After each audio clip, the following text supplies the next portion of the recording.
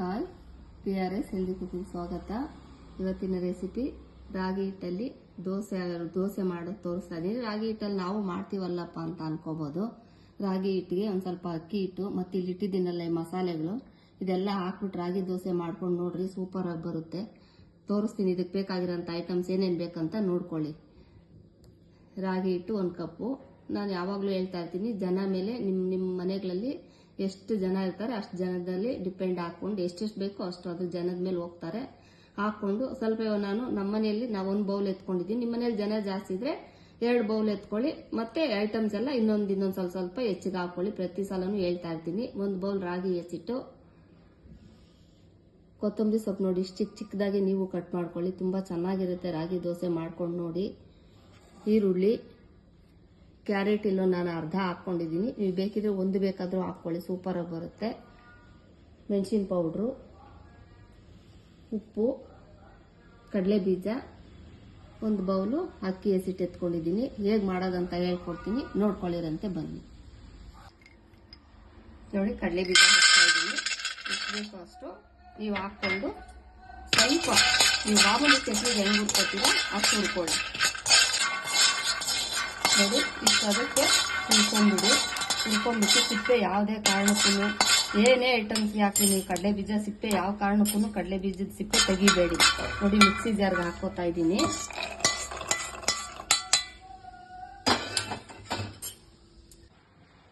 ನೋಡಿ, ರಾಗಿ ಹಸಿಟ್ಟು ಬೌಲ್ಗೆ ಹಾಕೋತಾ ಇದ್ದೀನಿ. 1 ಕಪ್ ರಾಗಿ ಹಸಿಟ್ಟು. ನಿಮ್ಮ ಮನೇಲಿ ಜನ ಎಷ್ಟಿದ್ರೆ ಅಷ್ಟು ಹಾಕೊಳ್ಳಿ. ನೆಕ್ಸ್ಟ್ ಅಕ್ಕಿ ಹಸಿಟ್ಟು ಹಾಕೋತಾ ಇದ್ದೀನಿ. ಈರುಳ್ಳಿನೂ ಅದಕ್ಕೆ ಹಾಕೊಂಡ್ಬಿಡಿ. ದೋಸೆ ಸೂಪರ್ ಆಗಿ ಬರ್ತವೆ, ಬರಲ್ಲ ಅನ್ಕೋಬೇಡ್ರಿ, ಫಸ್ಟ್ ಕ್ಲಾಸ್ ಆಗಿ ಬರುತ್ತೆ. ಕೊತ್ತಂಬರಿ ಸೊಪ್ಪು ಅದಕ್ಕೆ ಹಾಕೊಂಡಿದ್ದೀನಿ. ಕ್ಯಾರೆಟು ಹಾಕೊಂಡ್ಬಿಡಿ. ಮೆಣಸಿನ ಪೌಡ್ರು ನೋಡ್ಕೊಂಡು ಹಾಕೊಳ್ಳಿ, ಯಾಕಂದ್ರೆ ಚಟ್ನಿ ಮೆಣಸಿನಕಾಯಿ ಹಾಕಿರ್ತೀವಲ್ವಾ, ದೋಸೆ ಖಾರ ನೋಡ್ಕೊಂಡು ಹಾಕೊಳ್ಳಿ. ಮಕ್ಳೇನಾದ್ರೂ ಇದ್ರೆ ಖಾರ ಜಾಸ್ತಿ ಹಾಕೊಡ್ಬೇಡಿ. ಖಾರದ ಪುಡಿ ಹಾಕ್ತಾ ಇದ್ದೀನಿ. ಉಪ್ಪು ನಾನು ಅಂದಾದ್ಮೇಲೆ ಹಾಕ್ತಾ ಇದ್ದೀನಿ, ನೀವು ಸ್ಪೂನಲ್ಲಿ ಹಾಕೊಳ್ಳಿ. ಉಪ್ಪು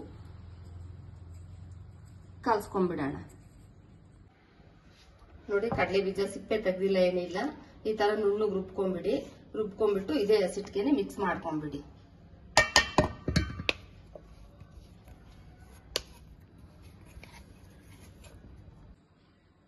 ನೋಡಿ, ನೀರು ದೋಸೆಗೆ ಮಾಮೂಲಿ ಎಷ್ಟು ಹಾಕೋಬೇಕು ಅಷ್ಟು ಹಾಕೊಂಡು ಗೊತ್ತಿರುತ್ತಲ್ಲ.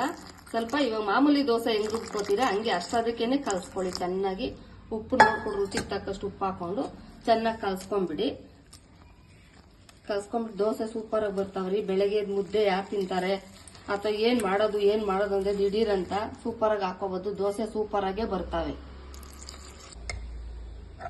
ನೋಡಿ, ಮಾಮೂಲಿ ದೋಸೆಗೆ ಹೆಂಗ್ ಕಲ್ಸ್ಕೊಂಡಿದೀನಿ ಅದೇ ತರ ಕಲ್ಸ್ಕೊಂಡಿದ್ದೀನಿ. ನಿಮ್ಗೆ ಇನ್ನೊಂದು ಇದು ಹೇಳ್ತೀನಿ, ಏನಂದ್ರೆ ಚಿರೋಟಿ ರವೆ ಇದ್ರೆ ಸ್ವಲ್ಪ ಮಿಕ್ಸ್ ಮಾಡ್ಕೊಳ್ಳಿ. ಚಿರೋಟಿ ರವೆ ಹಾಕಿದ್ರೆ ಕಡಲೆ ಬೀಜ ಹಾಕ್ಬೇಡಿ, ಕಡಲೆ ಬೀಜ ಹಾಕಿದ್ರೆ ಚಿರೋಟಿ ರವೆ ಹಾಕ್ಬೇಡಿ, ದೋಸೆ ಕಿತ್ತೋಗುತ್ತೆ ಅಂದ್ಬಿಟ್ಟು ನಾನು ಚಿರೋಟಿ ರವೆ ತೋರಿಸ್ತಾ ಇಲ್ಲ. ಕಡಲೆ ಬೀಜ ಹಾಕಿದ್ರೆ ದೋಸೆ ತಿನ್ನಕ್ ತುಂಬಾ ಟೇಸ್ಟ್ ಇರುತ್ತೆ, ಸಖತ್ತಾಗೂ ಬರುತ್ತೆ. 2 ನಿಮಿಷ ನೆನೆಸಿ ಇಟ್ಬಿಡಿ. ನೋಡಿ, ಇಟ್ಟು 2 ರಿಂದ 3 ನಿಮಿಷ ನೆನೆದಿದೆ. ನಿಮ್ಗೆ ಹೆಂಗ್ ಬೇಕು ಹಂಗೆ ಸೂಪರ್ ಬರುತ್ತೆ ದೋಸೆ. ಹಾಕೊಳ್ಳಿ.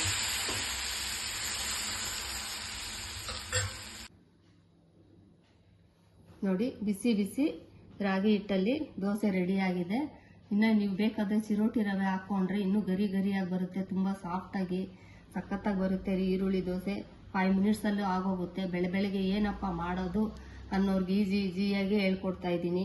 ಯಾವ ಗ್ಯಾಸ್ಟ್ರಿಕ್, ವೆಯ್ಟ್ ಲಾಸ್ ಎಲ್ಲ ಗ್ಯಾಸ್ಟ್ರಿಕ್ ಬರಲ್ಲ. ವೆಯ್ಟ್ ಲಾಸ್ ತೀರಾ ದಪ್ಪ ಇರೋರು ಈ ತರ ಮಾಡ್ಕೊಂಡು ತಿಂತಾ ಇದ್ರೆ ನಿಜ ಹೇಳ್ತಾ ಇದ್ದೀನಿ, ವೆಯ್ಟ್ ಲಾಸ್ ಆದೇ ಆಗ್ತೀರಾ, ಆರೋಗ್ಯವಾಗೂ ಇರ್ತೀರಾ, ತುಂಬಾ ಚೆನ್ನಾಗಿ ಹೆಲ್ತ್ ಕಾಪಾಡ್ಕೋಬಹುದು ಈ ತರ ವೆರೈಟಿ ತಿಂತಾ ಇದ್ರೆ.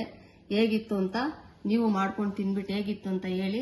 ಇಷ್ಟಪಟ್ಟು ಲೈಕ್ ಮಾಡಿ, ಶೇರ್ ಮಾಡಿ, ಸಬ್ಸ್ಕ್ರೈಬ್ ಆಗೋದು ಮರಿಬೇಡಿ. ಸಬ್ಸ್ಕ್ರೈಬ್ ಆಗಿ. Okay, bye, thank you.